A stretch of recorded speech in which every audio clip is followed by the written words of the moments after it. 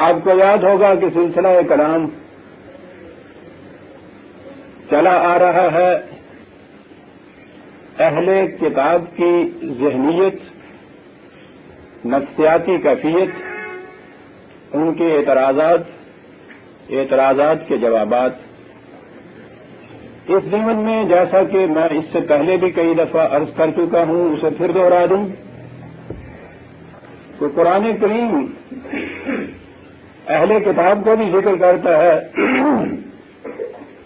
تو اس سے مراد اس زمانے کے صرف یہودی اور نصارہ ہی نہیں،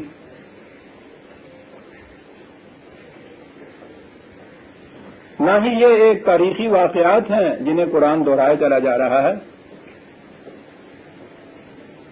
اہل کتاب در حقیقت ایک خاص ذہنیت کا نام ہے، وہ جہاں بھی پائی جائے، جس مقام پہ بھی ہو، اور ہمارے لیے قرآن کے یہ مقامات محض تاریخی شواہد نہیں ہیں، بلکہ یہ ہماری داستان ہے اور قرآن ہمیں ہی مخاطب کرتا ہے۔ خدا کی طرف سے دین آتا ہے اور جب بعد میں اس دین کو مذہب کی سطح پر لے آتے ہیں تو اس مذہب کے جتنے پیراؤ ہوتے ہیں انہیں اہل کتاب کہا جاتا ہے، وہ کسی دور کے کسی زمانے کے کیوں نہ ہوں۔ وہ دین کو چھوڑ دیتے ہیں، انسانوں کے خود ساختہ عقائد، نظریات، تصورات، مسلک، موقف کو اختیار کر لیتے ہیں، اور اس میں تکنیک یہ ہوتی ہے کہ یہ سب چیزیں جتنی انسانوں کی خود ساختہ ہوتی ہیں انہیں خدا کی طرف منسوب کر دیتے ہیں، باتیں اپنی منواتے ہیں، کہتے یہ ہیں کہ یہ خدا کی طرف سے دیا ہوا دین، شریعت، اسلام یہ ہے۔ ان اصطلاحات کو ہمیشہ مبہم رکھتے ہیں۔ شریعت کا یہ حکم ہے، اب کچھ متعین نہیں ہے کہ شریعت کہاں ہے، کس سے جا کے پوچھیں، کون سی کتاب ہے جس میں سے ہم دیکھیں اسلام کی روح سے یہ چیز جائز نہیں ہے، اسلام اس کے حق میں نہیں ہے، اسلام کسی فرد کا نام نہیں، اس کے لیے کوئی سند نہیں پیش کی جائے گی، ہر شخص یہی کہے گا۔ یہ ذہنیت، یہ مسلک اسے قرآن اہل کتاب کی طرف منسوب کرتا ہے۔ ان کی کیفیت یہ بتاتا ہے کہ وہ انتباہ سے حق کو باطل کرتے ہیں، حق اور باطل کو اس طرح گڈمڈ کرتے ہیں، اس طرح مخلوط کرتے ہیں کہ ایک سے دوسرا جدا ہی نہ ہو سکے، پہچانا ہی نہ جا سکے، کہ کتمان حقیقت کرتے ہیں، اصل دین کو چھپاتے ہیں، تحریف کرتے ہیں۔ یکتبون الکتاب بایدیہم ثم یقولون ھذا من عند اللہ، اپنے ہاتھوں سے ایک بات لکھتے ہیں اور لوگوں میں کہتے یہ ہیں کہ خدا کا فرمان یہ ہے، شریعت حقہ یہ کہتی ہے، اسلام یہ کہتا ہے۔ یہ بغیم بینہم کی بنا پر فرقوں میں پڑ جاتے ہیں، تفریق کرتے ہیں، اختلاف کرتے ہیں، اور بٹھائی کا پھر یہ عالم ہے کہ پھر اختلاف امتی رحمتن کہتے ہیں کہ یہ اختلاف جو ہے یہ رحمت ہے۔ پھر امت کو 72-73 میں بانٹتے ہیں، دعویٰ یہ ہوتا ہے کہ ان میں سے ایک گروہ تو جنت کا ہے، جنت والوں کا ہے، باقی سب جہنمی ہیں، اور ہر گروہ اپنے آپ کو اہل جنت کہتا ہے، اور یوں سر پٹول یہ جاری رہتی ہے۔ یہ کسی خاص اہل کتاب کا ذکر نہیں ہے۔ دین جب بھی مذہب کی سطح پہ آ جاتا ہے تو اس کے جتنے بھی پیراؤ جہاں کہیں بھی ہوں، نام ان کا کچھ بھی کیوں نہ ہو، وہ اہل کتاب ہو جاتے ہیں۔ ہم اپنے مروجہ اسلام کی روح سے ہم بھی ویسے ہی اہل کتاب ہیں جیسے کہ زمانہ نبی اکرم صلی اللہ علیہ وسلم نے پہلے ادیان کی محرف شدہ شکل مذہب کے پیرائے اہل کتاب کہلاتے تھے۔ لہذا قرآن جب اہل کتاب کا ذکر کرتا ہے تو یہ ذہن میں نہ رکھیے کہ یہ ایک تاریخی واقعات ہیں جو عہد نبی اکرم صلی اللہ علیہ وسلم کے یہود و نصارہ کے متعلق یہ ذکر آ رہا ہے۔ ان کی کسی خاص خصوصیت کا ذکر آئے گا تو یہود و نصارہ کہہ کے پکار کر آئے گا، جہاں اہل کتاب آئیں گے وہاں ساری دنیا کی اس ذہنیت کے حامل آئیں گے، اور آج یہ خطاب ہم سے ہو رہا ہے، لہذا اسے اس معنی میں لیجئے تو پھر آپ دیکھیں گے کہ یہ مرقع کتنا عبرت انگیز اور سبق آموز ہے ہمارے لیے، ورنہ یہ تاریخ کی داستان پرینہ نہیں ہے، یہ اساطیر الاولین نہیں ہے۔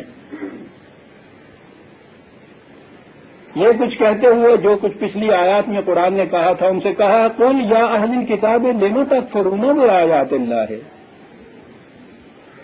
اے مذہب کے پیراؤ تم خدا کے قوانین سے انکار کیوں کرتے ہو؟ آپ کو معلوم ہے کہ آج بھی ان اہل مذہب کے نزدیک سب سے بڑا جرم کیا ہے؟ قرآن خالص کی طرف دعوت دینا، آیات اللہ کی طرف دعوت دینا، انہیں یہ کہنا کہ جو کچھ تم کہتے ہو اس کی سند میں خدا کی کتاب سے کوئی چیز پیش کرو، اور پھر یہی چیز نہیں کہ یہ اپنی طرف سے یوں کہیں، منسوب یہ کرتے ہیں، سوچئے کہ کس کی طرف منسوب کر رہے ہیں، اس ذات اکرم و اقدس صلی اللہ علیہ وسلم کی طرف جو خالص دین خداوندی کے اتباع کے لیے آئے تھے، خود اتباع کرتے تھے، دوسروں سے اتباع کراتے تھے، جن کا اعلان یہ تھا کہ وَمَن لَمْ یعنی یہ قرآن کا اعلان ہے، وَمَن لَمْ يَحْكُمْ بِمَا أَنزَلَ اللَّهُ فَأُولَٰئِكَ هُمُ الْكَافِرُونَ۔ کافر اور مومن کی تمیز یہ ہے کہ مومن ما انزل اللہ کے مطابق فیصلے کرتا ہے، کافر اس کے علاوہ دوسری چیزوں سے فیصلے کرتا ہے۔ اس قرآن کو لانے والے اس دین کے داعی کے متعلق یہ کہا جاتا ہے کہ یہ ایک روایت بیان کی جاتی ہے کہ میرے بعد ایک بہت بڑا فتنہ کھڑا ہوگا۔ پوچھا گیا کہ وہ فتنہ کیا ہوگا؟ سوچئے کہ کس قسم کی روایات پھر یہ لوگ وضع کرتے ہیں۔ وہ فتنہ کیا ہوگا؟ آپ نے فرمایا فتنہ یہ ہوگا کہ وہ شخص دعوت دے گا تمہیں کہ تم صرف خدا کی کتاب کا اتباع کرو۔ یہ ایک فتنہ ہوگا کھڑا، بچنا اس سے۔ یا اہل الکتاب لم تکفرون بآیات اللہ، تمہیں کیا ہوا ہے یہ کہ آیات اللہ سے کفر کرتے ہو، انکار کرتے ہو؟ واللہ شہید علی ما تعملون، تم چھپاتے ہو بہت سی باتیں، عوام کو پتہ نہیں چلنے دیتے، انہیں یہی کہتے ہو کہ یہی خدا کا ارشاد ہے، لیکن خدا تو اس کے اوپر شاہد ہے جو کچھ تم کرتے ہو۔ خدا کی شہادت کے کیا معنی ہیں؟ ان اہل کتاب کے لیے تو یہ مشکل تھا جو انہیں کہا جاتا کہ تمہارے پاس خدا کی کتاب ہے، اسے دیکھو، انہوں نے تو کتاب کو اپنی اصل شکل میں رہنے دیا ہی نہیں تھا۔ لیکن آج یہ چیز واللہ شہید علی ما تعملون کے معنی یہ ہیں کہ خدا کی کتاب اس کی شہادت دیتی ہے کہ تم کیا کرتے ہو، حق کیا ہے اور باطل کیا ہے۔ معیار یہ ہے بات اس چیز کے پرکھنے کا، کون آیات اللہ سے کفر برتتا ہے اور کون اس پر ایمان لاتا ہے۔ واللہ شہید علی ما تعملون، خدا کی کتاب کی شہادت اس کا فیصلہ کرے گی، یہ معیار بنے گی اس چیز کا، جسے یہ فتنہ قرار دیتے ہیں۔ الحاد ہے، بے دینی ہے، ارتداد ہے، قرآن خالص کی طرف دعوت دینا۔ پہلی چیز تو یہ ہے کہ خود انکار کرتے، اور اگلی چیز ہے عزیزان مان، کیا بات قرآن کہہ جاتا ہے، قل یا اہل الکتاب ہے۔ پہلی چیز تو یہ ہے کہ خود انکار کرتے ہو، خود نہیں مانتے۔ لم تصدون عن سبیل اللہ من آمنا، جو اس پر ایمان لاتے ہیں، اس کے مطابق زندگی بسر کرتے ہیں، ان کے راستے میں کیوں کھڑے ہو جاتے ہو؟ تم وقت تو خود انکار کرتے ہو تو جاؤ جہنم میں۔ خود انکار کرتے ہو اور جو اس راستے کے اوپر جانا چاہتا ہے اس کے راستے میں سنگے گراں بن کر حائل ہو جاتے ہو، نہیں جانا دیں گے سر۔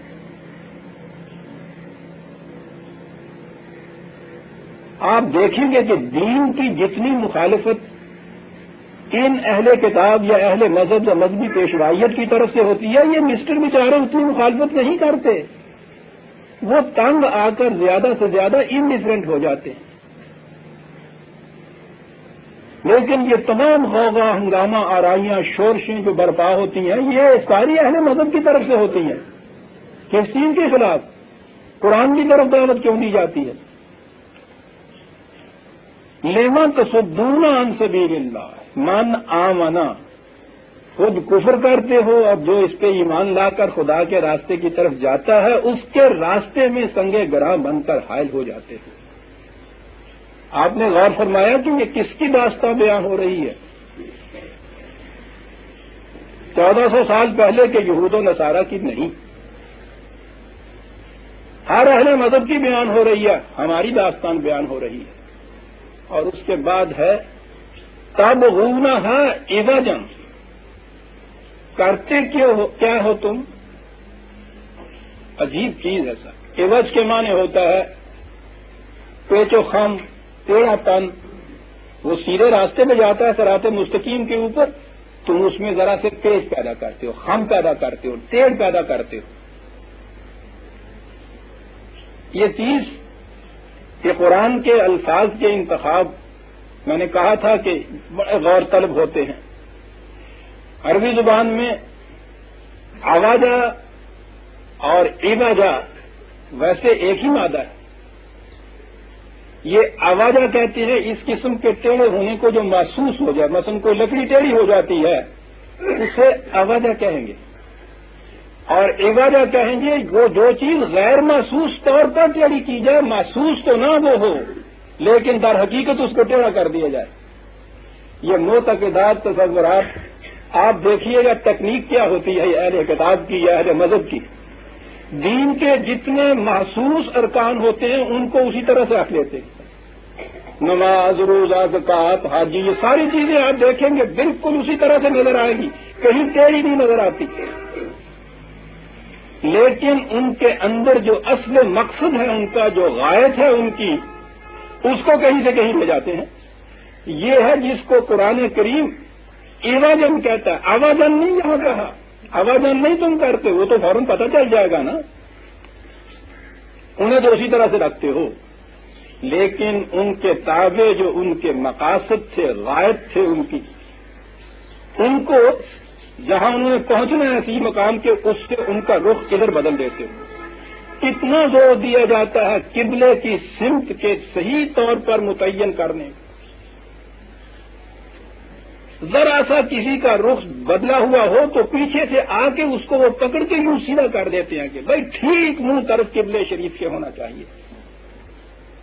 آپ نے دیکھا کہ یہاں آوازہ نہیں پیدا ہونے دیا انہوں نے، ذرا ٹیڑھ نہیں پیدا ہونے دی، لیکن وہ جو قبلے سے مقصود تھا کہ تمہاری زندگی کا جہاں کہیں بھی تم ہو، ہر ایک کا مطمع نگاہ جو ہے وہ مرکز ہونا چاہیے جو تمہارے دین کے قائم رکھنے کا ذریعہ ہے، اپنا رخ اور توجہات اس کی طرف رکھو۔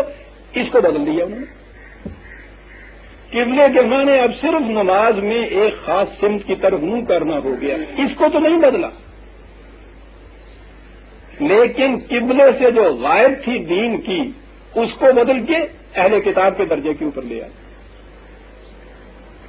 یہ ایک مثال ہے، ورنہ آپ دیکھیں گے کہ دین کے جتنے بھی محسوس شواہد تھے انہیں اسی طرح سے رکھا جاتا ہے، لیکن ان کے اندر جو غیر محسوس نتائج اور اس کے غائب ہوتی ہے، مقصود اس کا جو کچھ ہے اس کو بدل دیا جاتا ہے۔ تب ہونہا عوجن وانتم شہداء، جانتے ہو اس چیز کو۔ عوام جو ان کے یہ متبعین ہوتے ہیں، یہ تو جہلا ہوتے ہیں، انہیں نہیں پتا ہوتا۔ ان میں سے بھی اوپر ایسے ہی ہوتے ہیں، جاہل کے یہی معنی نہیں ہوتا کہ وہ کتابیں پڑھنا نہ جانتا ہو۔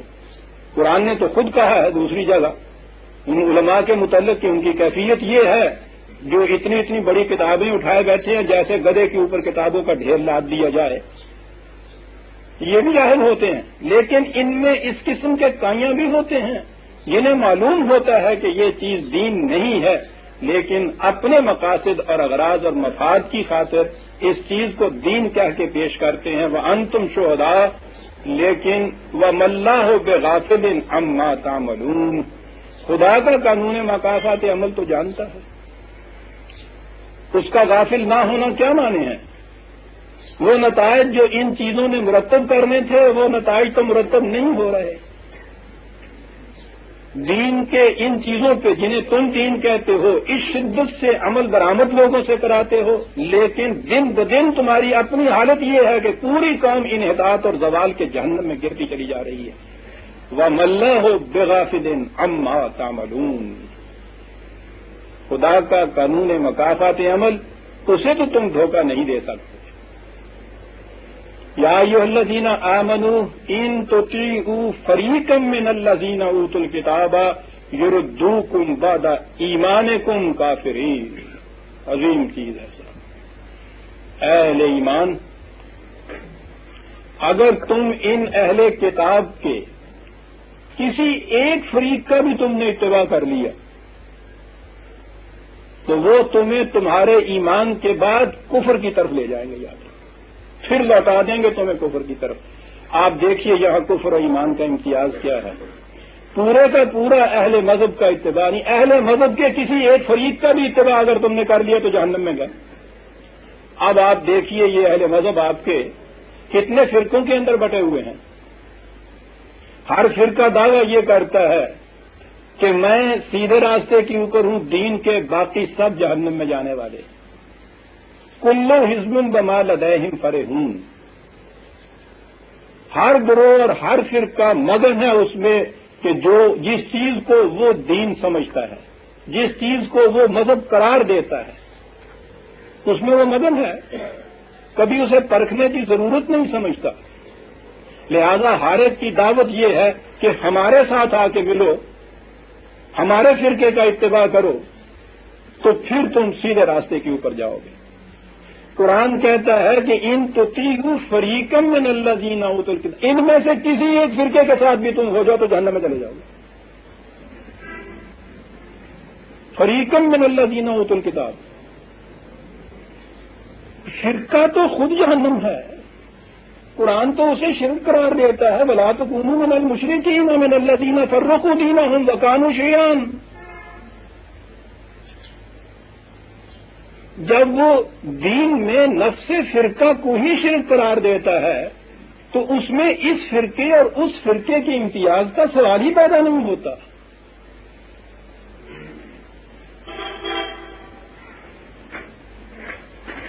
دین میں تو فرقے کے ساتھ نسبت جو ہے وہ آپ کو دین سے ہٹا کے مذہب کی سطح پہ لے آتی ہے۔ پھر اس کا کیا اس میں تخصیص ہے کہ کون سا فرقہ اور کون سا فرقہ نہیں؟ باطل تو باطل ہی ہوتا ہے۔ جس طرح سے آج آپ یا قرآن نازل ہونے کے بعد قرآن کے علاوہ جتنے بھی اس سے پیشتر اہل کتاب تھے سارے مدعی ہیں کہ ہمارے پاس صحیح خدا کا دین ہے، جو کتابوں میں اپنی وہ کہتے ہیں کہ خدا کی طرف سے آئی ہوئی ہمارے پاس ہیں، لیکن اگر آپ ان میں سے کسی ایک کے بھی ساتھ ہو جائیں تو کیا آپ خدا کے دین پہ رہیں گے؟ ان کے متعلق تو یہ چیز آپ کی ہے ابھی تک، لیکن اپنے ہاں جو کیفیت آپ کی پیدا ہو گئی اسی سطح کے اوپر سب کے سب آ چکے۔ ان میں سے ہر فرقہ دعوت دیتا ہے کہ ہمارے ساتھ آؤ تو جنت کی طرف تم چلے جاؤ گے۔ قرآن کہتا ہے سوال ہی نہیں ہے، دین ملت واحدہ کا نام ہے، ایک نظام کا نام ہے، اس میں کسی گروہ کے ساتھ بھی کوئی ہو گیا تو دین سے ہٹ کے مذہب کی سطح کے اوپر آ گیا، یہ کفر ہے۔ یردوکم بعد ایمانکم کافرین، ایمان واحدت کا نام تھا، خدا کی توحید کے معنی یہ تھے کہ اس کے ماننے والے، اس کے دین کے ماننے والے ان میں وحدت رہے۔ یوں ہی یہ وحدت آج کی ٹوٹی اور انتشار پیدا ہوا، تفریق پیدا ہوئی، تقسیم پیدا ہوئی۔ اب اس میں سے کسی ایک کے ساتھ بھی کسی کا جو ہو جانا ہے وہ کفر قرآن قرار دیتا ہے، اسے شرک قرار دیتا ہے۔ لہذا یہ سارے مناظرے اور مباحثے اور یہ دعاوی ہر ایک کے کہ آؤ لوگوں کے یہی نور خدا پاؤ گے، سوال ہی نہیں ہے صاحب۔ نور خدا تو اس کی کتاب کے اندر ہے ہمارے پاس جو قیامت تک کے لیے محفوظ کر دی گئی، یہی معیار ہے حق و باطل کا، یہی دین کا عروۃ الوثقی ہے۔ اسی کے ساتھ ابھی آگے آیت آتی ہے، یہ تو نیگیٹو ایسپیکٹ ہے نا، یہ نہ کرو یہ نہ کرو۔ تو میں یہاں یہ کہہ رہا تھا کہ ان تطیعوا فریقا من الذین اوتوا الکتاب یردوکم بعد ایمانکم کافرین، لہذا دین پر چلنے کے آرزو مند کے لیے یہ سوال ہی نہیں پیدا ہوتا کہ میں مذہب کی سطح کے اوپر جو فرقے ہیں ان میں سے کس فرقے کے ساتھ شریک ہوں۔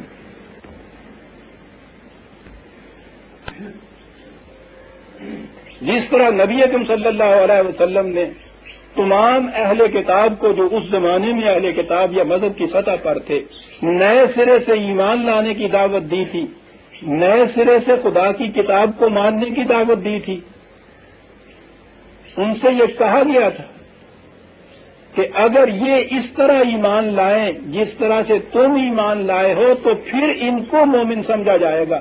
آج بھی عزیزان من فرقہ بندی کی ہر نسبت کو چھوڑ کر صرف مسلمان کی حیثیت سے خالص قرآن کے اوپر جو شخص آ جائے گا وہ تو دین کے اوپر ہوگا، ورنہ اس کے علاوہ سوال ہی پیدا نہیں ہوگا کہ کون سا فرقہ ہے جس کے ساتھ ہونے سے آپ حق پہ ہوں گے۔ قرآن کہتا ہے ان تطیعوا فریقا من الذین اوتوا الکتاب یردوکم بعد ایمانکم کافرین۔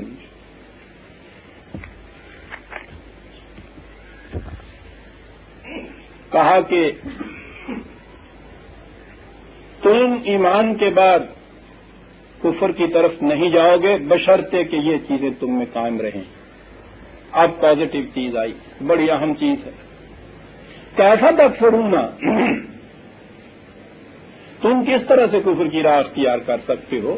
وانتم تتلی علیکم آیات اللہ،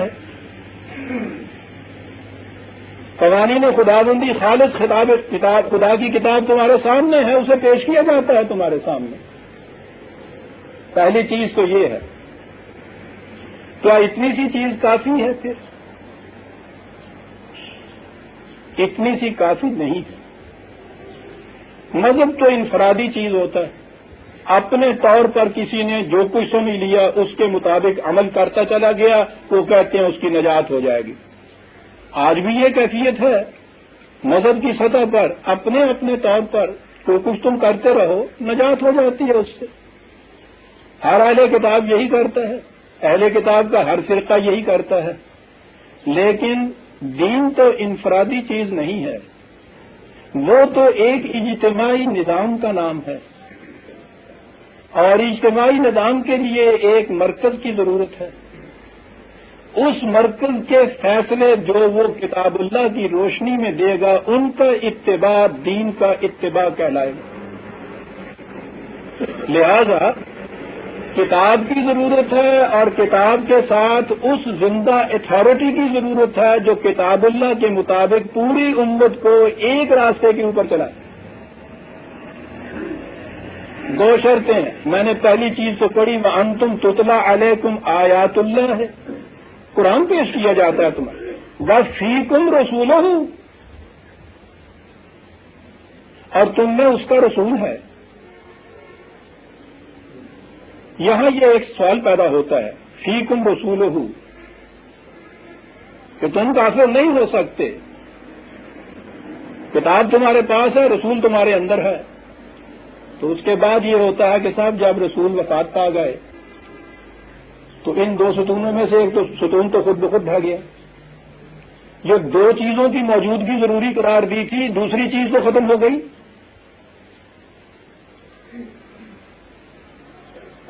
تو پھر تو اسلام یا دین کا سوال ہی باقی نہ رہا۔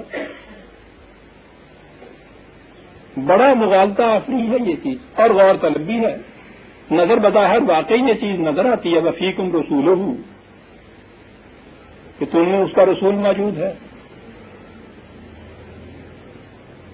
تو پھر اس کے بعد کفر کی حالت کی طرف لوٹ جاؤ گے تم، کیونکہ ایک چیز تو باقی نہ رہی۔ یہی وہ حیثیت ہے رسول کو جس کو صحیح طور پہ نہ سمجھنے سے یہ تمام سوالات پیدا ہوتے ہیں اور مغالطے دیے جاتے ہیں۔ رسول کی وفات کے بعد جب ان لوگوں نے رسول کی وفات کے بعد نہیں، میں بھی عرض کروں گا کب یہ ضرورت پیش آئی تھی۔ میں ابھی یہ بات عرض کر دوں کہ رسول کے معنی کیا ہے قرآن کی روح سے، رسول کا منصب کیا ہوتا ہے۔ منصب نبوت تو یہ ہے کہ خدا کی طرف سے وحی کا پانا، ان قوانین یا آیات اللہ کا خدا کی طرف سے ملنا، اسے صرف اتنا منصب نبوت کا ہے، اس وحی کے مطابق اس وحی کو آگے پہنچانا اور اس کے مطابق ایک عملی نظام قائم کرنا، یہ منصب رسالت ہے۔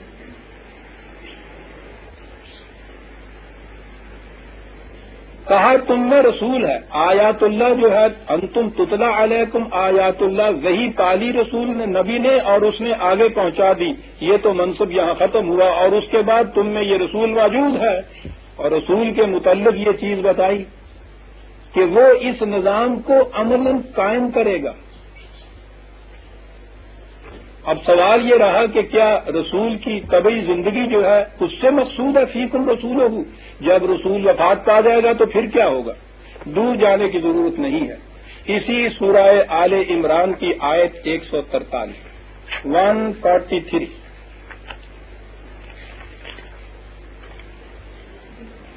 وما محمد الا رسول، غور کیجئے گا یہی لفظ رسول یہاں آ گیا کہ تم میں رسول موجود ہے۔ سوال یہ پیدا ہوا کہ اس کی طبی موت کے بعد کیا ہوگا؟ وما محمد الا رسول قد خلت من قبلہ الرسل، اس سے پہلے بھی رسول اپنے اپنے وقتوں میں آئے اور چلے گئے دنیا سے۔ طبی زندگی سے کتنی لمبی ہو اس کی تو ایک مدت ہوتی ہے۔ افئن ماتا اور قتلا، اگر کل کو یہ رسول بھی مر جائے یا میدان جنگ میں شہید ہو جائے، قتل کر دیا جائے، اور قتلا انقلبتم علی اعقابکم، تو کیا پھر تم یہ کہہ کے کہ صاحب رسول اب ہم میں موجود نہیں رہا، تم حالت کفر کی طرف چلے جاؤ گے؟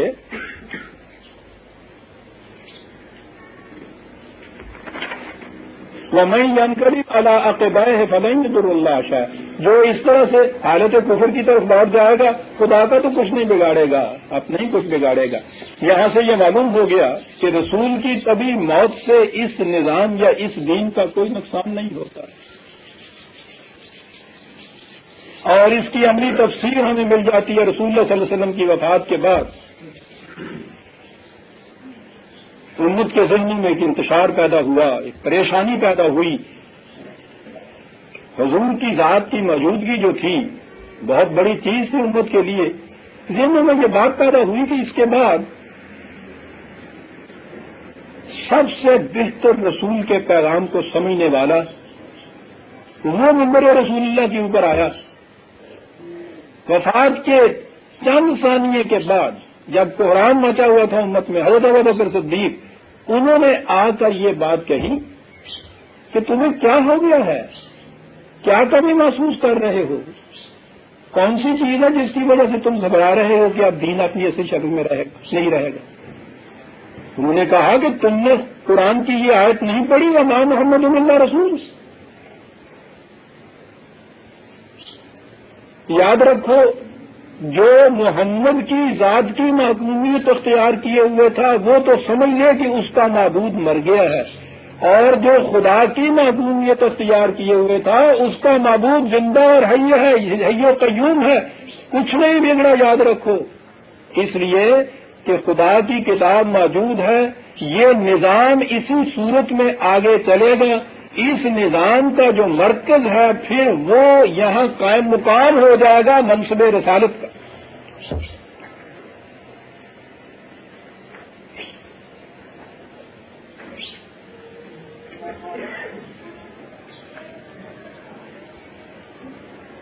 جب ایک نظام آئینی طور پہ قائم ہو تو اس میں اس نظام کے سربراہ یا کسی اور اتھارٹی کی طبی موت یا اس کا وہاں نہ رہنا نظام کا کچھ نہیں بگڑتا۔ اس کے سکسیسر جتنے ہیں، جانشین جتنے ہیں، بعد میں آنے والے جتنے ہیں، وہ وہی فنکشن ادا کرتے ہیں جو پہلا کر رہا تھا۔ جتنی حکومتیں کنٹینیوسلی آگے چلتی ہیں، مسلسل آگے چلتی ہیں، ان میں ہر پہلی حکومت کے فیصلے اسی طرح سے نافذ العمل رہتے ہیں تا وقت کہ بعد میں آنے والی کوئی حکومت اپنے زمانے کے تقاضے کے اعتبار سے ان کو بدل نہ دے۔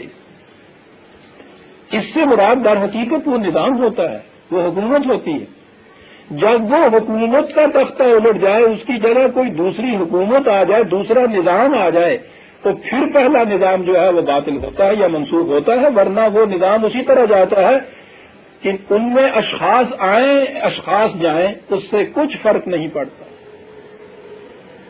یہی وجہ ہے کہ رسول اللہ صلی اللہ علیہ وسلم کے بعد جو نظام قائم ہوا اسے خلافت علی منہاج رسالت یا نبوت کہا جاتا ہے. خلافت کے معنی سکسیشن کے ہیں. یہ خلیفۃ الرسول تھے.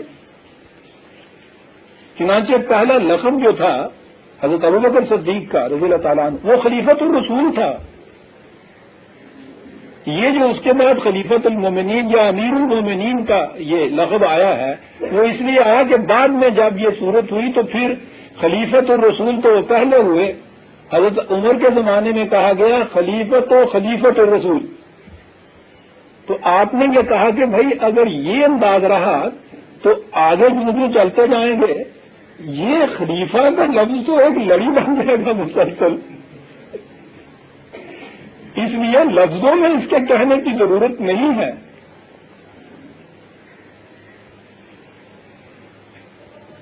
اس لیے ان کے معنی امیر المومنین تھا. یہ امیر کے معنی یہ نہ لے لیجیے کہ وہ مسلمانہ تو سب تو بڑا امیر ہے راضی.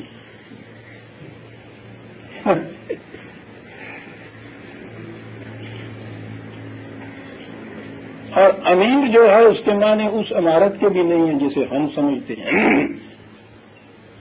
آج تو جو امیر ہوتا ہے کسی جماعت کا وہ تو ڈکٹیٹر ہوتا ہے اس جماعت کا. عربی زبان میں امر کہتے تھے. کیا بات ہے اس زبان کی. صحراؤں میں سڑکیں تو بنی ہوئی نہیں تھیں, شاہراہیں نہیں تھیں, نشان راہ کون سے تھے. وہ چھوٹے چھوٹے پتھر راستے میں یہاں رکھتے چلے جاتے تھے تاکہ وہ راستے کا نشان بتاتے چلے جائیں. یہ امیر راہ ہوتے تھے. یہ پتھر تو نشان بتایا کرتے تھے. امیر المومنین جو مومنین کو خدا کے راستے کی نشان بتانے والا ہو, یہ حیثیت تھی. بہرحال میں یہ کہہ رہا تھا کہ یہ نظام جب تک یہ قائم رہے اس وقت تک فیکم رسولہ کی کیفیت باقی رہتی ہے. یہ اس دن چیز بگڑی جب تمہارے ہاں وہ نظام نہیں رہا, نظام کا مرکز نہیں رہا. اس وقت پھر کیفیت یہ ہو گئی. یہ وجہ کی یہ ساری چیزیں جتنی محسوس تھیں وہ تو ویسی کی ویسی آپ نے رکھی, اور ان کی غرض و غایت, ان کی منزل مقصود, ان کے رخ بدل دیے تم نے. یہ وجہ.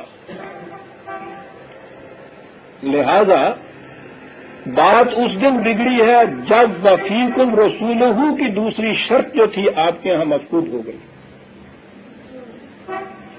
اسلام کا یا دین کا نظام, اس کی جگہ سے نظام آ گیا آپ کے یہاں ملوکیت کا. دین اتر آیا مذہب کی سطح پہ, مذہب میں مذہبی پیشوائیت پیدا ہو گئی. یہ امت کے اندر پہلے ہی یہ ڈوئلزم یا سلویت پیدا ہوئی. دو حصے ہو گئے زندگی کے. آج بھی آپ کے ہاں یہ پرسنل لاز کا دیکھ رہے ہیں جو رٹ لگائی جا رہی ہے کہ مملکت کا نظام تو اسلام کا ہوگا لیکن ہر فرقہ اپنے شخصی قوانین کی تعبیر اپنی فقہ کے روح سے کرے گا. اللہ اکبر. ہر فرقہ اسے لکھا ہے, یہ جو منشور شائع ہو رہے ہیں خیر سے, یہ اسلام کے بڑے بڑے دائیوں کے, اس کے اندر نمایاں لکھا ہوا ہے. اس میں لکھا یہ ہے کہ امت کے مسلمہ فرقوں کی آئینی حیثیت تسلیم کی جائے گی. وہ اب تک تو وہ یوں ہی تھے, اب آئینی حیثیت تسلیم کی جاتی ہے, اور شخصی معاملات کی تعبیر ان کی اپنی فقہ کے مطابق ہوگی. تاکہ یہ بھی لکھا ہوا ہے کہ اس کے لیے قاضی بھی ان کے اپنے مقرر کیے جائیں گے.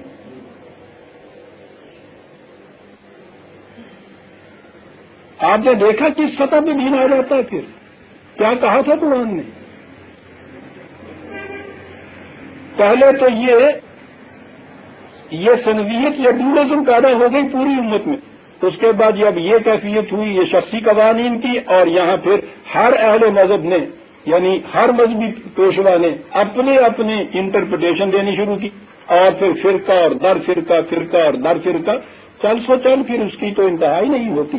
حق تو ایک ہوتا ہے، نشانہ جسے کہتے ہیں وہ تو ایک پوائنٹ کا نام ہے، نشانہ مس کر جائیے تو سینکڑوں ہزاروں پوائنٹ آپ کے سامنے آ جاتے ہیں۔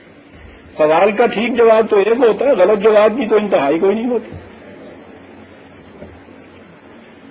دین ایک ہوتا ہے، امت ایک ہوتی ہے، نظام ایک ہوتا ہے، جب یہ بدل جائے تو پھر اس کی تعداد کوئی نہیں ہوتی۔ یوں ہی آپ نے 72-73 کہے ہیں، ذرا تاریخ پڑھ کے دیکھیے کتنے ہوتے ہیں، اور پھر تو ہر فرد کا اپنا اپنا مدد ہوتا ہے۔ عزیزان من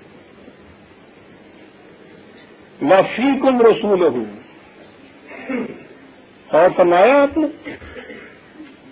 انہوں نے پھر اس کے بعد یہ کہا کہ صاحب یہ کتاب اللہ تو آ گئی رہی، رسول تو ہم میں رہا نہیں، اب کیا کریں؟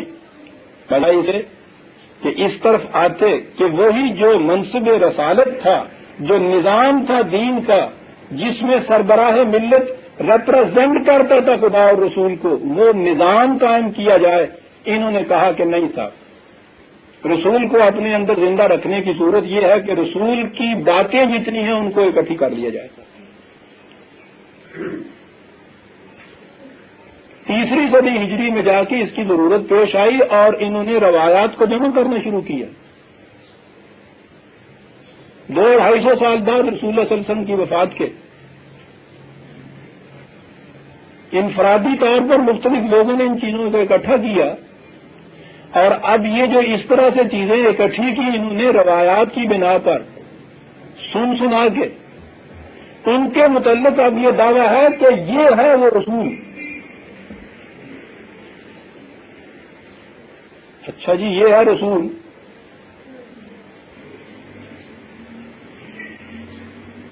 ہمارے ہاں ایک وظیفہ دیا جاتا ہے جس میں خواب میں رسول اللہ تشریف لایا کرتی ہیں،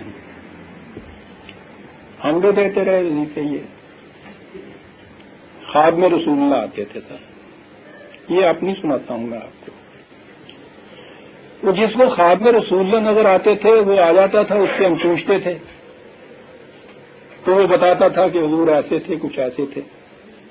کسی دوسرے کو بتایا، اس نے وظیفہ کیا، اس سے پوچھا تو اس نے آگے جو بتایا تو وہ کچھ مختلف ہوتا تھا۔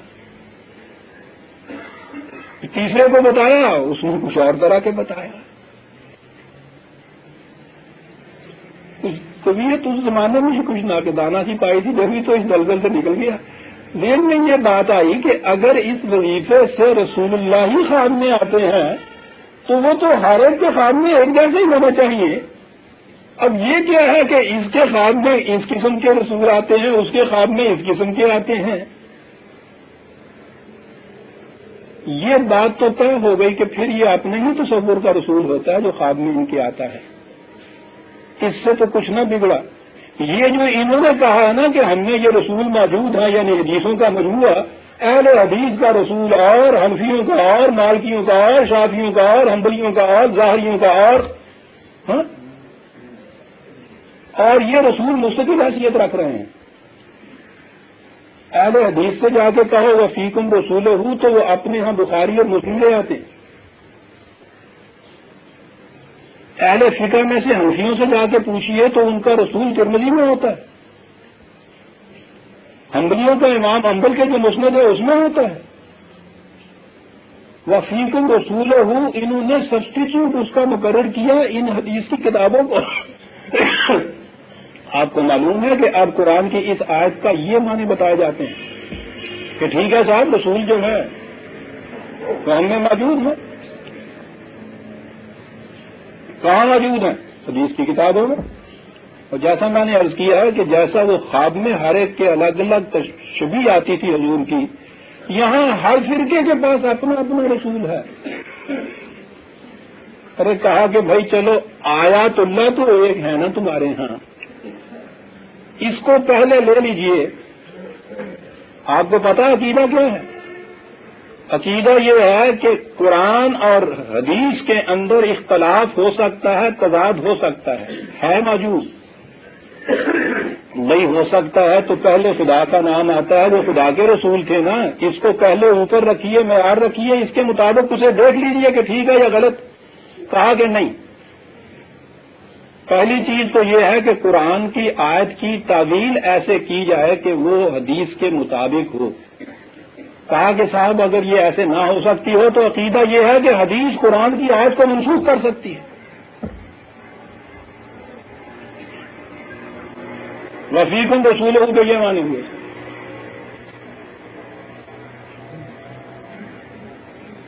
اور جب بات پھر افسانوں پہ آئی تو پھر تو آپ دیکھتے ہیں کہ اس کے اندر پھر زیب داستان کے لیے کیا ہوتا ہے. انہوں نے یہ نہیں کہا. اب جو ہمارے ہاں اور یہ ہے نا جو درود و سلام پڑھتے ہیں ایک حضرات بریلوی حضرات جو ان کا تو ایمان ہی ہے آیات النبی کا کہ رسول اللہ صلی اللہ علیہ وسلم ہے ہی زندہ. چلیے صاحب وفات کا سوال ہی نہیں پیدا ہوا. جب وہ کھڑے ہو کے درود و سلام پڑھتے ہیں وہ کہتے ہیں کہ وہاں رسول اللہ موجود ہوتے ہیں تشریف لاتے ہیں. حیات النبی کا آپ نے پتا پھر اس کے بعد مسئلہ جاری ہو گیا صاحب حضور وفات ہی نہیں پا گئے صاحب. وفیکم رسول بھائی وہ کہاں ہے؟ آنکھوں والوں کو نظر آتے ہیں ہماری طرف آؤ دکھائیں گے تمہیں. اب وہ رسول ساری امت کے نہیں رہے کیوں نہ بینند حقیقت رہے افسانہ زنان. دین تو بڑا صاف بین چیز تھی صاحب. آیات اللہ قیامت تک کے لیے محفوظ کر دی. خدا نے حفاظت کا ذمہ لیا. رسالت کے معنی ہوئے دین کو قائم کرنے کا منصب. یہ اسی طرح سے جاری رہے قیامت تک کے لیے تم میں رسول باقی رہتا ہے. یہ گم ہو جائے اس کے بعد رسول باقی نہیں رہتا. خدا کی آیات کو چلانے والا نظام باقی نہیں رہتا. دین انفرادی ہو جاتا ہے. فرقے کی باغ ڈور مذہبی پیشوا کے ہاتھ میں آ جاتی ہے سارے. یہ اہل کتاب بن جاتے ہیں سارے. ان میں پھر نہ خدا رہتا ہے اور نہ رسول رہتا ہے. یہ اشخاص رہ جاتے ہیں. ان کے اتباع کا نام شریعت کا اتباع ہو جاتا ہے. جب یہ کیفیت پیدا ہو جائے تو اس کے بعد دین کو قائم کرنے کی صورت کیا؟ اس سے پہلے کے اہل کتاب تو نہیں کر سکتے تھے کہ کتاب ان میں نہیں رہی تھی. جن میں کتاب موجود ہو ان کے لیے کرنے کا کام تو صرف اتنا ہے کہ اس کتاب کے مطابق پھر سے اپنا نظام جو ہے زندگی کا وہ متعین کر لیں. کتاب اور رسول دونوں آ گئے اس کے اندر. وَمَن يَعْتَصِم بِاللَّهِ ہے یہ بتا دی کہ آؤ اب تمہیں بتایا کہ اس حالت سے نکلنے کی صورت کیا ہوگی. وَمَن يَعْتَصِم بِاللَّهِ فَقَدْ هُدِيَ إِلَىٰ صِرَاطٍ مُسْتَقِيمٍ. اعتصام کسی چیز کو اپنی حفاظت کا ذریعہ بنا لینا.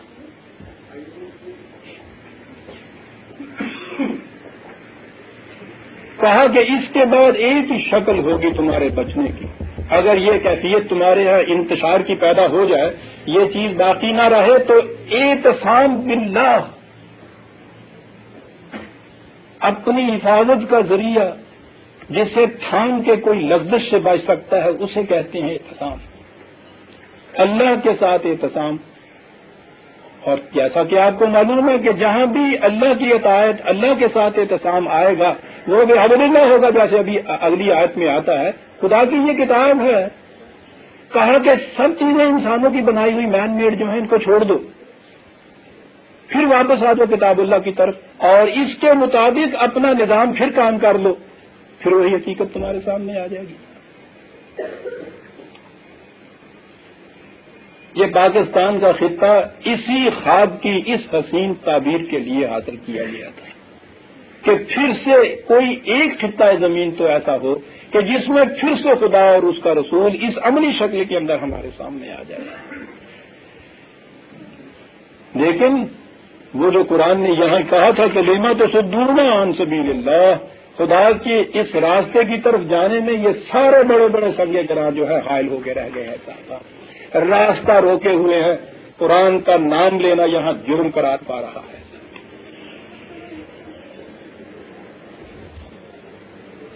اب آئی اس کی عملی شکل. بڑی غور طلب حقیقتیں عزیزان نے یا ایھا الذین آمنوا اتقوا اللہ حق تقاتہ. کہا اس کی عملی شکل یہ ہوگی ہے ایمان کے مدعیوں قوانین خداوندی کی نگہداشت کرو جس جیسا کہ حق ہے اس کی نگہداشت کرنے کا. یہ حق ہے. کیا ہے اس کی نگہداشت کرنے کا حق؟ حق وہی ہے کہ یہ انفرادی چیز نہیں ایک اجتماعی چیز ہے. ابھی سامنے آتی ہے، میں نے عرض کیا قرآن کے الفاظ کا ترجمہ کر رہا ہوں میں. اجتماعی طور پر اس کو بنیاد بناؤ،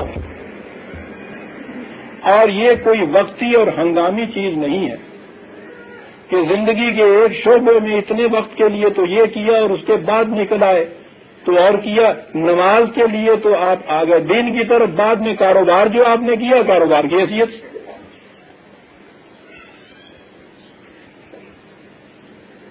یہ صورت نہیں. وَلَا تَمُوتُنَّ إِلَّا وَأَنْتُمْ مُسْلِمُونَ. زندگی کے آخری سانس تک ان قوانین کے اطاعت کرتے چلے جانا، ان کے سامنے جھکتے رہنا. کیسے یہ ہوگا؟ میں نے عرض کیا ہے نا کہ یہ آئی اس کی عملی شکل. وَاعْتَصِمُوا بِحَبْلِ اللَّهِ جَمِيعًا. یہ دیکھیے یہ جمیعاً کیا کہہ رہا ہے آپ کا. حبل اللہ، خدا کی یہ رسی جس کو تھامنے سے پاؤں میں لغزش نہیں آتی. آپ کو پتا ہے کہ تیزی سے اگر کہیں جنبش ہو رہی ہو تو اس کے تھامنے کا طریقہ یہ ہوتا ہے کہ ایک رسی نکالی جاتی ہے اور ایک ہاتھ اس میں رکھا جاتا ہے. اسے تھامیے. حبل اللہ، خدا کی اس کتاب کو. وَاعْتَصِمُوا وہی جو پہلے آیا تھا یا تسم باللہ کا، اس کو مضبوطی سے تھامیے. جمیعہ کے معنی ہے اجتماعی طور پر، یہ انفرادی چیز نہیں ہے. اجتماعی طور پر سب کے سب مل کے. اور اس کے بعد وارن کر دیا وَلَا تَفَرَّقُوا، ٹکڑوں میں نہ بٹ جاؤ. میں ابھی قرآن کریم کی چند آیات آپ کے سامنے پیش کرنا چاہتا ہوں. عزیزان امان، یہ تفرقے کی صورت ہے، لیکن میں پہلے یہ چیز واضح کر دوں کہ ہمارے ہاں ان چیزوں کو سامنے لایا جاتا ہے تو مذہبی فرقوں کے متعلق ہی کہا جاتا ہے. مذہبوں میں جو فرقے پیدا ہو گئے ہیں یہ نہیں ہونے چاہیے، ٹھیک ہے، لیکن دین تو صرف مذہبی فرقے یا مذہبی اجتماع کا نام نہیں ہے. مذہب کے اندر اگر یہ فرقے نہ بھی رہیں، سارے کے سارے بھی ایک ہی مذہب کے بھی ہو جائیں تو پھر بھی وہ دین نہیں رہتا. دین تو زندگی کو مذہب میں اور سیکولرزم میں تقسیم ہی نہیں کرتا. اس لیے قرآن نے اگر تفرقے سے، اختلاف سے منع کیا ہے، اس کو شرک اور کفر قرار دیا ہے، تو وہ یہ نہیں ہے کہ مذہبی فرقے بندی ہے، وہ تو شرک اور کفر ہے. اور سیاسی پارٹی بازیاں جو ہیں یہ اہل دین ہے. تفرقہ ہے. اور یہ مذہبی فرقے بندیاں جو ہیں ان میں تو صرف تفضل کا یا شدت کا دور ہی ختم ہو گیا ہے. اب تو ان کی ساری جگہ آپ کے یہاں سیاسی تفرقے نے اور فرقے بندیوں نے لے لی ہے.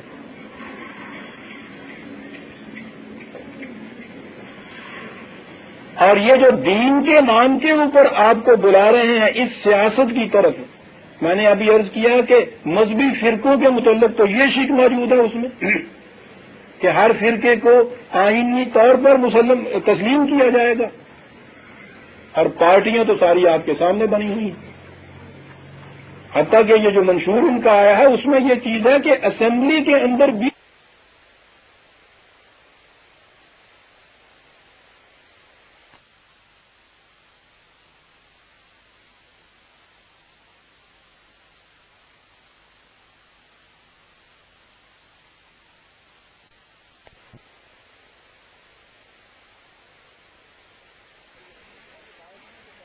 اور پارٹیاں تو ساری آپ کے سامنے بنی ہوئی ہیں. حتیٰ کہ یہ جو منشور ان کا آیا ہے اس میں یہ چیز ہے کہ اسمبلی کے اندر بھی اپنی پارٹی الگ بنائی جائے گی دوسروں کی پارٹی سے. اور پھر جمہوری نظام میں تو آپ کو پتا ہے کہ اپوزیشن کے بغیر وہ کہتے ہیں جمہوری نظام ہی نہیں چل سکتا. یعنی امت کی ایک اجتماع بھی اگر لے لیں اسمبلیوں میں پہنچ کے، اس میں ایک حصہ جو ہے وہ تو ادھر کا ہوگا اور ایک آدھا حصہ اس میں سے یا ایک جماعت اس میں سے اپوزیشن کی ہونی ضروری ہے. کہتے ہیں اس کے بغیر جمہوریت چل نہیں سکتی. یعنی مستقل طور پر اس نظام جمہوری میں دو پارٹیاں تو کم از کم وہ ضرور رکھتے ہیں نا. اس میں امت میں اپوزیشن، قرآن نے تو حزب اللہ اور حزب الشیطان دو ہی پارٹیاں کہی ہیں عزیزان نے. نبی اکرم صلی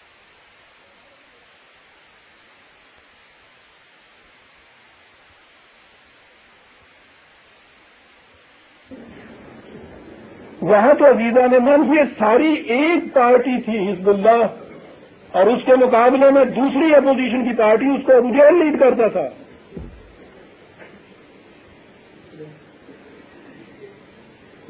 امت کے اندر ایک پارٹی اپوزیشن کی، یعنی یہ ایک پارٹی تو دین کے مطابق نظام بنانے کی دائی ہے، اور اسی میں سے ایک پارٹی جو ہے وہ اس کی اپوزیشن کر رہی ہے.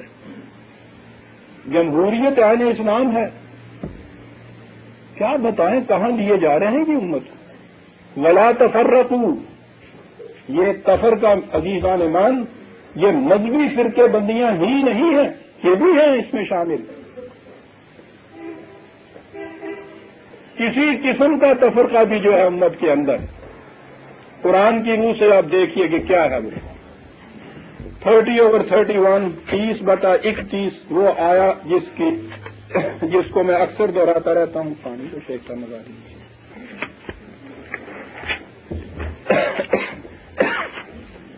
30/30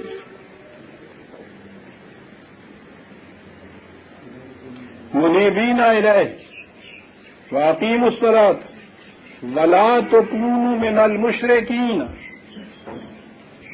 اپنی انابت اللہ، رخ اپنا اسی کی طرف رکھو. یہ چیز تو بڑی اور تشریح طلب اقیم الصلاۃ کے اس کا ذریعہ اقامت صلاۃ ہوگی. بہرحال اس کو تو چھوڑیے.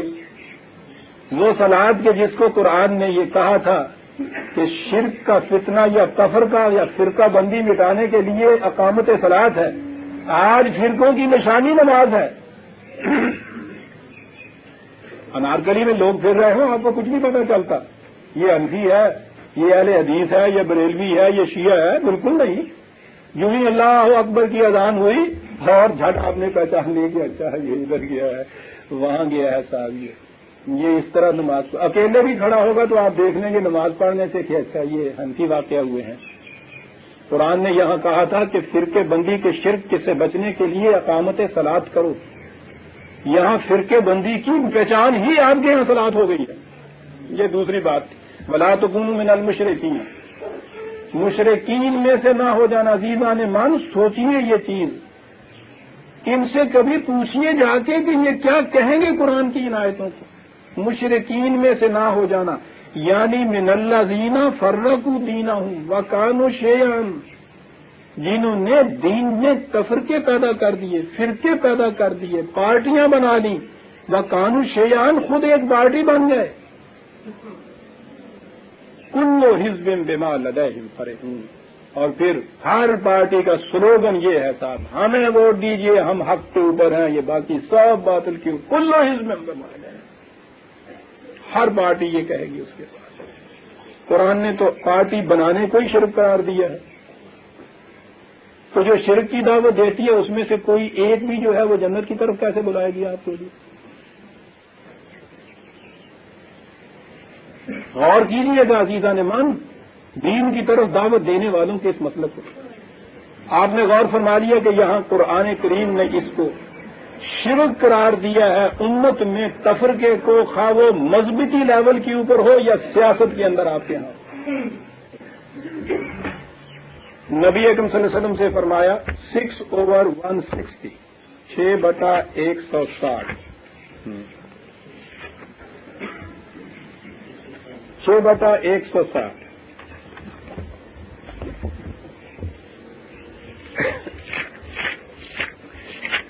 یہ تو مسلمانوں سے کہا. رسول اللہ صلی اللہ علیہ وسلم سے ارشاد ہوتا ہے، غور سے سنیے عزیزان من، دعویٰ یہ ہے ہر فرقہ کہتا ہے کہ وہ جو تم تلاش کر رہے ہو فیکم رسولہ، ہمارے اندر ہے وہ رسول. کہا ہے کہ ان الذین فرقوا دینہم وکانوا شیعا، وہ لوگ جو دین میں پارٹیاں بنا لیں، فرقے بنا لیں، وکانوا شیعا، اور خود بھی ایک پارٹی بن جائیں. غور کرنے کی مقام ہے عزیزان من. اس کے بعد رسول اللہ سے کہا گیا لست منہم فی شیء، اے رسول تمہارا ان سے کوئی واسطہ نہیں.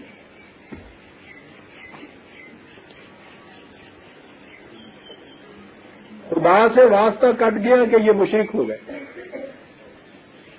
اس کے رسول سے واسطہ کٹ گیا قرآن کی اس نص صریح کے مطابق۔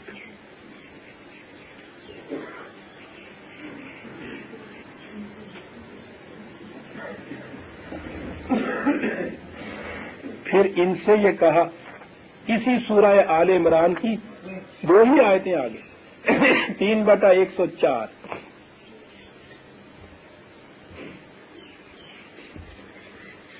خود اس جماعت مومنین سے کہا وَلَا تَكُونُوا كَالَّذِينَ تَفَرَّقُوا،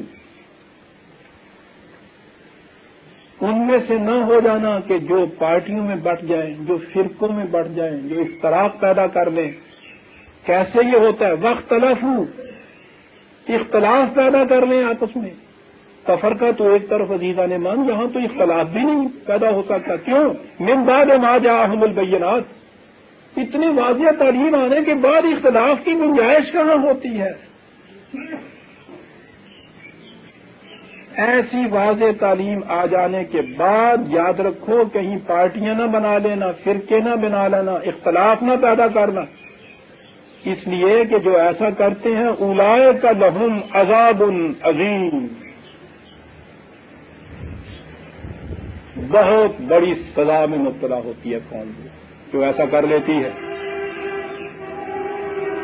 عذاب عظیم کی تفسیر کے لیے کہیں ہمیں اور تو نہیں جانا پڑے گا عزیزان مان۔ ان فرقوں کی وجہ سے پہلے جو ہوتا تھا، اب جو پارٹیوں کی بنا پہ ہوتا ہے، ساری قوم عذاب عظیم میں مبتلا ہے یا نہیں؟ اتنے خطے میں دیکھ لو اور پورے عالم اسلامی میں آپ دیکھیے، سارا عالم اسلام آپ کا عذاب عظیم کے اندر مبتلا ہے یا نہیں؟ واختلفوا، اختلاف کو قرآن نے عذاب عظیم کا موجب بتایا ہے، اور ان کے ہاں پھر قرآن یہ کہتا ہے، رسول اللہ سے کہتا ہے کہ تفرقہ پیدا کرنے والوں سے تیرا کوئی واسطہ نہیں، اور رسول اللہ کی یہ حدیث بیان کرتے ہیں کہ اختلاف و امتی رحمت، یعنی باقیوں کا اختلاف جو تھا وہ تو ہے عذاب وغیرہ جو ہے، اور میری قوم کے اندر سر مٹول اور یہ فرقے اور اختلاف جو ہے رحمت ہے خدا کی طرف۔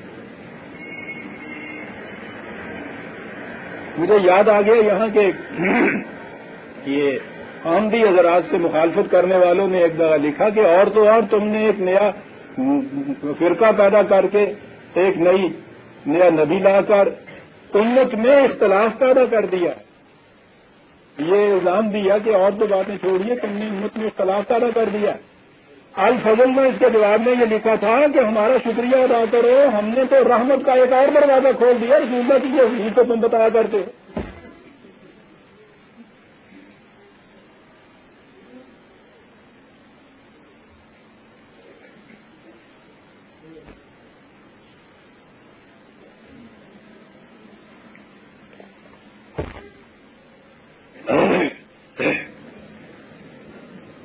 واختلفوا من بعد ما جاءهم البينات، اختلاف ہوتا کیوں ہے؟ یہ 42/1314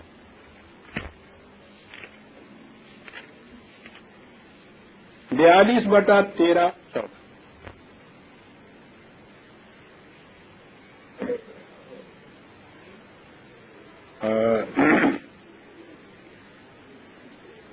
نہیں عزیزان من، میں حوالہ ابھی دیتا ہوں دوسرے۔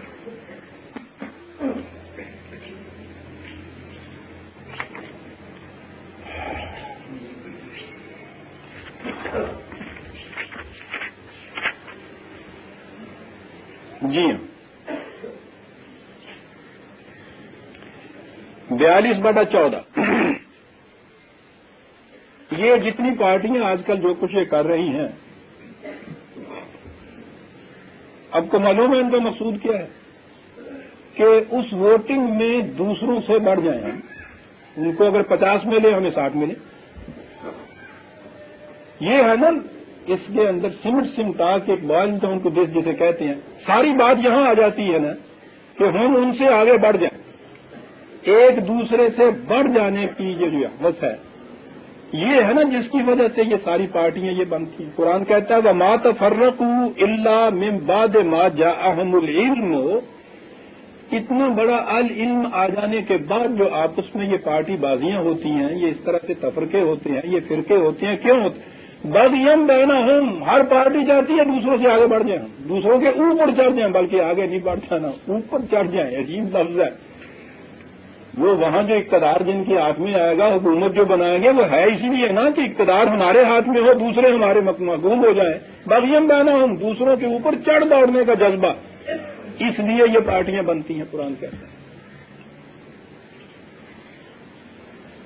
وَاعْتَصِمُوا بِحَبْلِ اللَّهِ جَمِيعًا وَلَا تَفَرَّقُوا،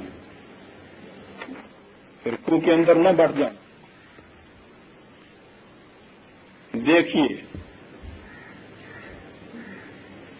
قرآن کریم کی ہر رکعت میں سورہ الحمد کی تلاوت ہوتی ہے۔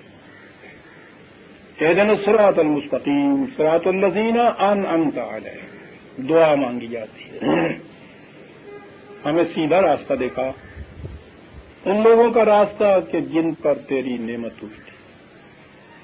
سنیے کہ یہ نعمت کیا ہے، خدا خود یہ بتاتا ہے انہیں کہ وَاذْكُرُوا نعمت اللہ علیکم، خدا کی اس نعمت کو یاد کرو، اپنے سامنے لاؤ۔ سنیے عزیزان ایمان، نعمت خداوندی کیا گنائی گئی ہے، خود خدا کہنے والا ہے، یہ ہماری تشریح یا ہماری تفسیر نہیں ہے۔ خدا کی اس نعمت کو یاد کرو، کنتم آدان، تم ایک دوسرے کے، لفظی ترجمہ دشمن ہوتا ہے، ادوتن کہتے ہیں، یہ ایک لکڑی ہوتی ہے، اس کو اگر آپ نے دو ٹکڑے کرنا ہو تو شروع میں ذرا سا اس میں شگاف دے کے اس کے اندر ایک کھانا لگا دیتے ہیں، ویج جسے کہتے ہیں۔ وہ ویج ہوتی اس لیے ہے کہ یہ دو چیزیں جو ہیں آپس میں مل نہ جائیں کہیں، خود ان کے اندر مل جانے کی صلاحیت ہوتی ہے، طلب بھی ہوتی ہے، لیکن کوئی ایک چیز فوراً اس میں داخل کر دی جاتی ہے جو ان کو ملنے نہیں دیتی آپس میں، اس کو کہتے ہیں عدوہ۔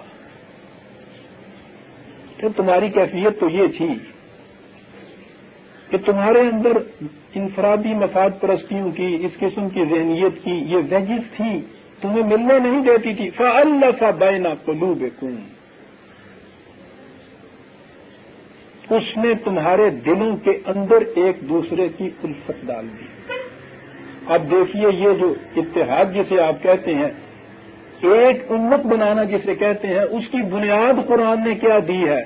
دلوں کے اندر باہمی الفت، اور یہ الفت کا لفظ قرآن نے بھی استعمال کیا ہے دوسری جگہ عربی زبان میں بھی۔ یہ ایک بادل کا ٹکڑا جس طرح دوسرے بادل میں آ کے مدغم ہو جاتا ہے، مل جاتا ہے نا، اس کے لیے یہ لفظ بولتے ہیں صاحب۔ تا کسنا وہ ایک باد عظیم من دیگرم تو دیگری، اس کے بعد وہ اپنی اپنی ہستی کو ایک دوسرے میں جذب کر دیتے ہیں، پہچانے ہی نہیں جاتے کہ ان میں سے پہلا بادل کون سا تھا اور دوسرا بادل کون سا ہے۔ قلوب کو اس طرح سے ملا دیتا ہے۔ یہ کیا چیز ملاتی ہے؟ آئیڈیالوجی کا اشتراک، ایمان کا اشتراک۔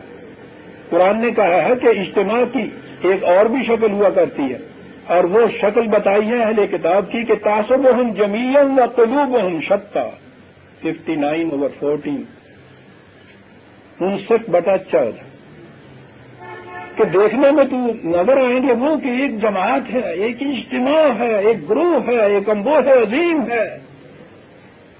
وقلوبہم شتیٰ، مل کے سب بیٹھے ہوئے ہیں، دل ایک دوسرے سے الگ الگ۔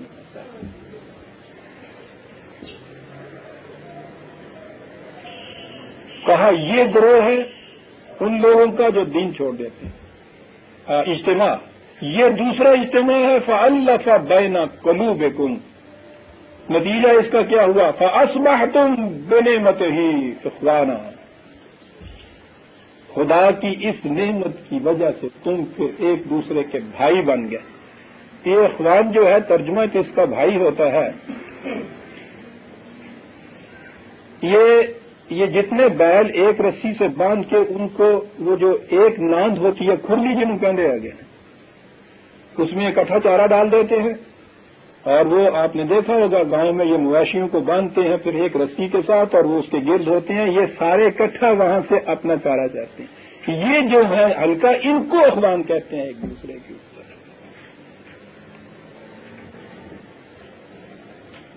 اشتراک ہوتا ہے ان کے ہاں متاع حیات کا، اور یہی تھا وہ اخوان کی کیفیت جو نبی اکرم صلی اللہ علیہ وسلم کی اس روایت میں ہمیں ملتی ہے کہ حضرت موسیٰ بن اشعری نے یہ کہا کہ قبیلہ اشعری ہمارے ہاں تھا. جاہلیت کے اندر ان کی کیفیت یہ تھی کہ جب بھی کبھی ضرورت پڑتی، خوراک کی کمی ہو جاتی، تو وہ سب اپنے اپنے گھروں سے سارے خوراک لا کر ایک دسترخوان کے اوپر جمع کر دیتے اور سارے قبیلے والے وہاں سے حصہ رزری لے لیتے. یہ ان کے ہاں کا معمول تھا. حضور نے فرمایا کہ میں بھی اشعریوں میں سے ہوں، اس لیے کہ میں امت کو میں اخوت پیدا کرنے کے لیے آیا ہوں. آپ نے سمجھ لیا اخوان کے معنی کیا ہوتے ہیں؟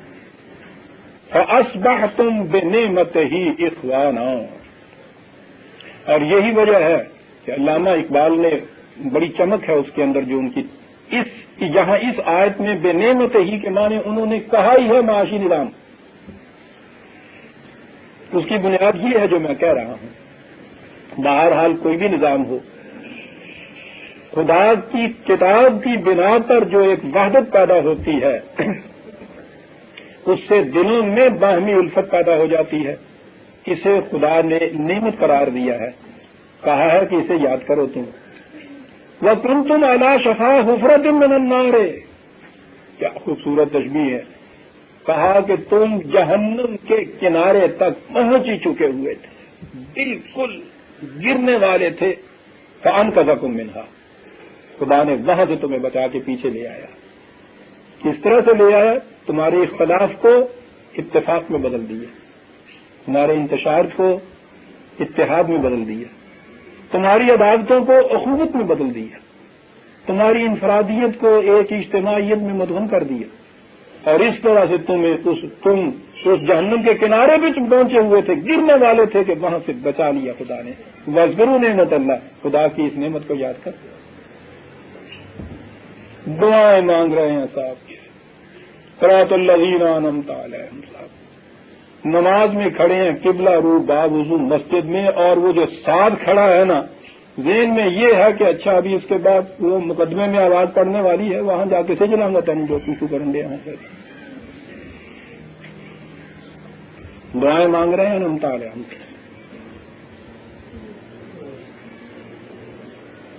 کذالک یبین اللہ لکم آیاتہ. بات تو واضح ہوتی ہے، مثالیں دے کے کہتا ہے قرآن. خدا کہتا ہے اس طرح سے ہم بات بالکل نکھار کر ابھار کر بیان کر دیتے ہیں لعلکم تہتدون، تاکہ تم صحیح راستے پہ چلتے جاؤ.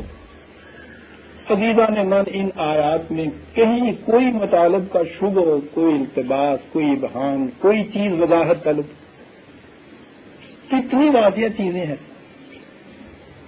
اس قرآن کی موجودگی میں آپ کے ہاں یہ اتنے مذہبی فرقے پہلے، اتنی سیاسی پارٹیاں آپ کے ہاں، ایک فرد دوسرے فرد کا دشمن، یہ کیفیت. قرآن نے تو اس کا علاج ایک ہی بتایا تھا، اعتصام بحبل اللہ. خدا کی کتاب کی طرف آؤ اور اپنا اجتماعی نظام اس کے مطابق قائم کر دو، وہی کیفیت پھر پیدا ہو جائے گی. اگلی آیت پھر غور طلب ہے اتنا وقت.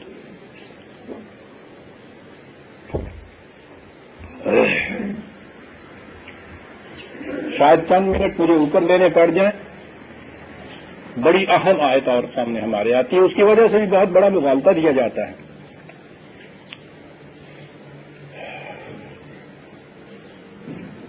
کہا کہ وَلْتَكُن مِّنكُمْ أُمَّةٌ يَدْعُونَ إِلَى الْخَيْرِ وَيَأْمُرُونَ بِالْمَعْرُوفِ وَيَنْهَوْنَ عَنِ الْمُنكَرِ وَأُولَٰئِكَ هُمُ الْمُفْلِحُونَ.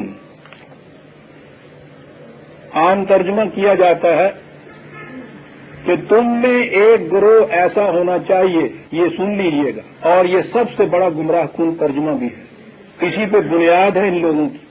تم میں ایک گروہ ایسا ہونا چاہیے جو لوگوں کو بھلائی کی طرف براتا رہے، معروف کا حکم دے، منکر سے روکے. اولئک هم المفلحون. یہی لوگ ہیں جو نجات یافتہ، کامیاب، فائز المرام ہیں. اس ترجمے کے بعد یہ آپ کے مذہبی پیشوا، یہ مولوی حضرات یہ کہتے ہیں کہ قرآن میں لکھا ہوا تو تم میں ایک جماعت ایسی ہونی چاہیے کہ لوگوں کو بھلائی کی طرف بڑھائے، امر بالمعروف نہی عن المنکر کرے۔ دیکھیے قرآن میں لکھا ہوا ساری قوم میں ایک گروہ ایسا ہونا چاہیے، وہ گروہ تو ہم ہیں۔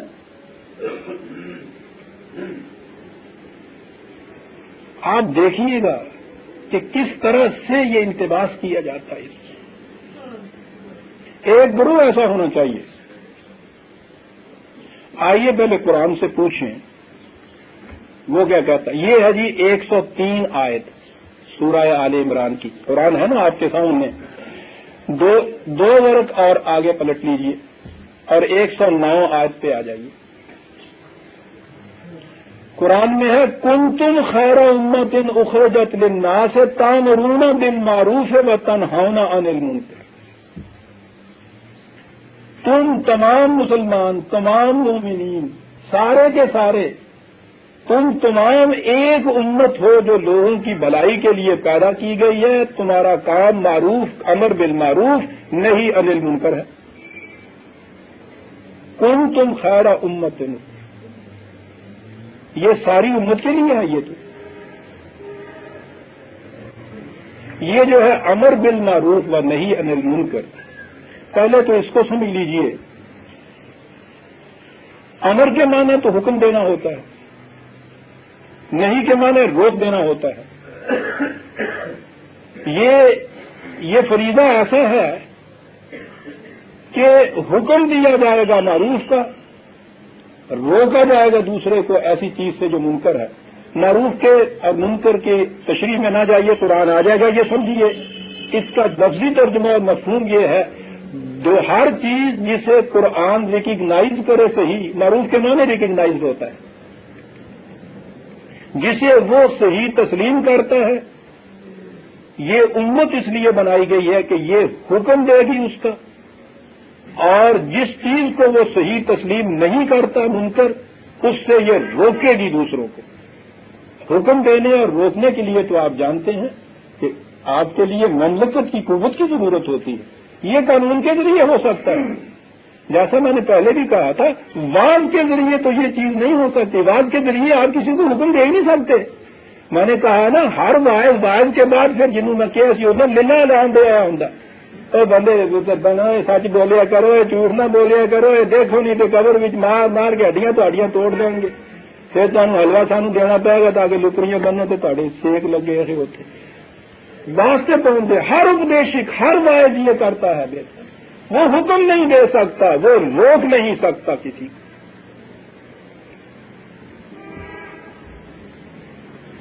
اور یہ چیز جو ہے کہ یہ حکم دینا جو ہے یہ واضح نہیں ہے، بڑی غور طلب چیزیں۔ سب سے پہلے نبی اکرم صلی اللہ علیہ وسلم کے متعلق قرآن کریم نے یہ کہا 7/167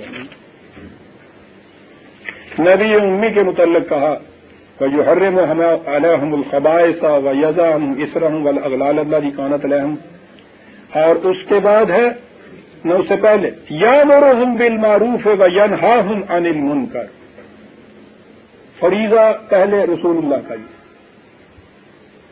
معروف کا حکم دینے کے لیے یہ آیا ہے، منکر سے روکنے کے لیے یہ آیا ہے۔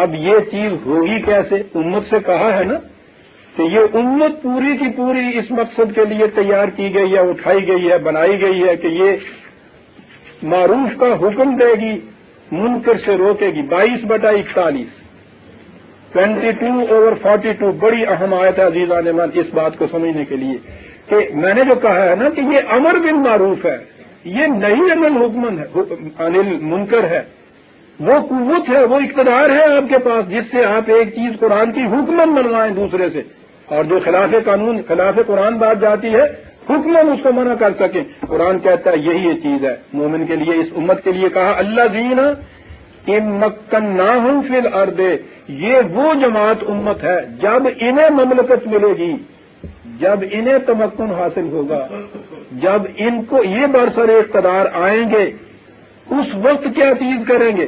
اقام الصلاۃ و آتوا الزکوٰۃ، اس کو تو ابھی چھوڑ دیجئے، اس کا ترجمہ میں بات جو کہہ رہا ہوں، جب انہیں تمکن عطا ہوگا، اقتدار ملے گا، مملکت ملے گی، امروا بالمعروف و نہوا عن المنکر، یہ امر بالمعروف کریں گے، نہی عن المنکر کریں گے، مشروط ہو گیا امر بالمعروف نہی عن المنکر تمکن فی الارض سے، لہذا بعد نہ رہا۔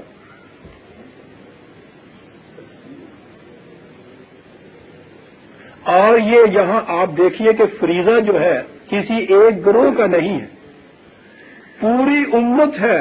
الذین ان مکناہم فی الارض، یہ امت، یہ جماعت مومنین، یہ وہ ہیں کہ جب انہیں تمکن عطا ہوگا یہ کریں گے۔ دو باتیں واضح ہو گئی، ایک تو یہ کہ مسلمانوں کی حکومت کسی ایک گروہ کی حکومت نہیں ہوگی، یہاں تمکن فی الارض کسی ایک فرد کو نہیں مل سکتا، کسی ایک گروہ کو نہیں مل سکتا، پوری امت کو ملے گا۔ لہذا وہ نظام قرآنی ہوگا جس میں تمکن فی الارض کے اندر پوری امت شریک ہو۔ دوسری چیز یہ ثابت ہو گئی یہاں سے کہ عمل بالمعروف نہی عن المنکر وعظ کا نام نہیں ہے، اس کے لیے تمکن فی الارض جو ہے یہ بنیادی شرط ہے۔ تو جب یہ تمکن فی الارض بنیادی شرط ہے تو مذہبی پیشوائیت کا کہنا کہ یہ ہمارے ذمہ یہ فریضہ ہے، باقی امت نہیں ہے، ہم یہ ادا کرنے ہیں، وہ کیسے ادا کر رہے ہیں؟ یعنی انہیں تمکن فی الارض ادا کرنا ہوتا ہے، کہتے اپنی روٹی تو بھی محتاج ہوتے ہیں دوسرے اندر۔ یہ دوسری چیز ہمارے سامنے آ گئی، تمکن فی الارض۔ وہاں امت تھا، اور دیکھیے قرآن کیا کہتا ہے، 9/71۔ اس فریضے میں میں نے عرض کیا ہے کہ ساری امت داخل ہے۔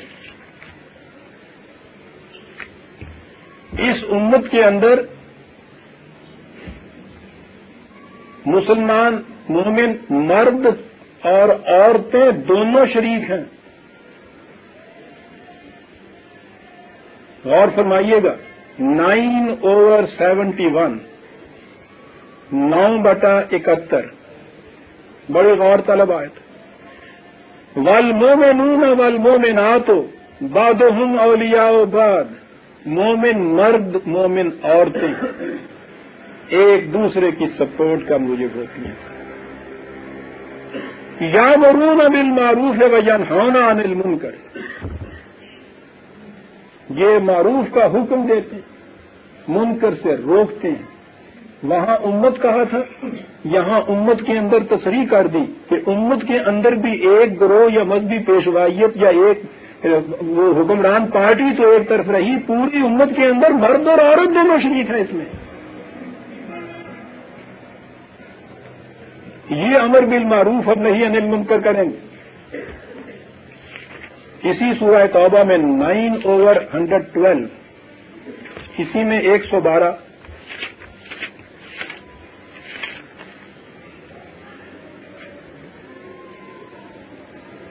صفت بتائی گئی ہے، صفات بتائے گئی ہیں مومنین کے جس میں مرد اور عورت دونوں شامل ہیں۔ التائبون العابدون الحامدون السائحون الراکعون الساجدون، کیا بات ہے سر، کس طرح ایک آگ لڈور کی طرح تسلسل چلا آ رہا ہے، اور بات یہ ہے والآمرون بالمعروف والناہون عن المنکر، یہ ہیں جو آمر بالمعروف ناہی عن المنکر ہیں۔ میرے کہنے کا مطلب یہ تھا کہ آپ نے پوری آیات قرآن کی دیکھی، اس میں امر بالمعروف نہی عن المنکر کے لیے حکومت، اقتدار اور مملکت بنیادی شرط ہے۔ یہ فریضہ پوری کی پوری امت کا ہے، یہ چیز قانون کی روح سے کی جائے گی، وعظ و نصیحت کی بات یہاں نہیں ہے۔ ساری امت کے اشتراک سے ایک نظام قائم ہوگا حکومت کا جس میں مرد اور عورت شامل ہوں گے، ان کا فریضہ یہ ہوگا کہ جس چیز کو قرآن صحیح قرار دیتا ہے اسے نافذ کرے، جس کو وہ غلط کہتا ہے اس سے بذریعہ قانون روکے۔ اب اس کے بعد ان قرآن کی آیات کے بعد یہ کہنا کہ نہیں صاحب قرآن یہ چاہتا ہے اس امت میں ایک گروہ ایسا صرف ہونا چاہیے جس کا یہ فریضہ ہو کہ وہ امر بالمعروف نہی عن المنکر کرے، اور اس کے معنی ہو وہ بات و نصیحت کرے، تبلیغ دین کرے۔ یہ قرآن کی ساری تعلیم کے خلاف ہے یا نہیں یہ مفہوم جو ہے؟ اور پھر اس کے بعد قرآن تو یہ کہتا ہے اولئک هم المفلحون، بس یہی لوگ ہیں جو نجات یافتہ ہوں گے، یعنی باقی ساری امت جہنم کی طرف جائے گی۔ قرآن نے تو پہلے ہی الف لام میم میں یہ کہا ہے ساری امت کے لیے کہ جتنے لوگ بھی یہ ایمان لانے والے ہو گئے ان کے متعلق یہ کہا ہے اولئک علی ھدی من ربہم واولئک ھم المفلحون۔ یہ تو پوری امت کے متعلق بات ہو رہی ہے۔ اب یہاں یہ بات ہوگی کہ صاحب وَلْتَکُن مِنْکُم جو ہے یہ ہے، ہاں عربی جاننے والے آپ ذرا اس کو غور سے سنیں گے۔ یہاں سے وہ لیتے ہیں من کم، تم میں سے، من، اور یہی وہ مغالطہ دیتے ہیں ان لوگوں کو جو عربی نہیں جانتے۔ عربی زبان میں کہ ٹھیک ہے من کے معنی یہ بھی ہوتے ہیں، یعنی اس تکنیک جو ہے گرامر کی یا ٹیکنیکل ٹرم جو ہے اس میں کہتے ہیں تبیین، یعنی من کم کے معنی ان میں سے جسے ہم کہتے ہیں، ٹھیک ہے۔ اور عربی زبان میں ہی من جو ہے وہ دوسرا لفظ اس کے لیے ہوتا ہے تبیین۔ ایک بات پہ جب زور دینا ہو، پوری کی پوری چیز مقصود ہو اور اس پہ زور دینا ہو، وہاں بھی عرب من استعمال کرتے ہیں۔ کسے کہتے ہیں؟ من تبیین کے لیے آتا ہے۔ یہ ان کے ہاں کا مسلمہ قاعدہ ہے اور قرآن کریم میں اس کی بے شمار مثالیں موجود ہیں۔ میں ایک چیزیں پیش کرتا ہوں، اسے اچھی طرح سے سن رکھیے کیونکہ اس آیت کی بنا پہ بڑا ہی مغالطہ دیا جاتا ہے۔ من کے معنی میں سے نہیں، من کے معنی وہ پورے کا پورا 73، 5/73، 5/37۔ لَقَدْ كَفَرَ الَّذِينَ قَالُوا إِنَّ اللَّهَ ثَالِثُ ثَلَاثَ۔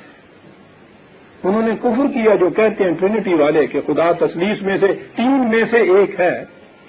آگے ہے وَمَا مِنْ إِلَٰهٍ إِلَّا إِلَٰهٌ وَاحِدٌ، مَا مِنْ إِلَٰهٍ، کرو ترجمہ اس کا کہ الہ میں سے، الہ تو واحد ہے، صرف اللہ الہ ہے، بات ہی نہیں بنتی، من کا یہ ترجمہ ہی نہیں ہو سکتا۔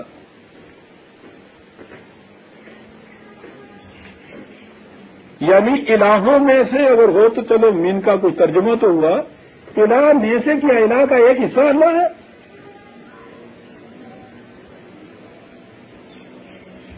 یہ عربی زبان کی خصوصیت ہے، زور دینا تھا کہ کوئی الہ نہیں ہے۔ آپ دیکھیے گا اس آیت کا ترجمہ آپ کو ہر ترجمے میں یہ ملے گا کہ کوئی الہ نہیں ہے اللہ کے سوا۔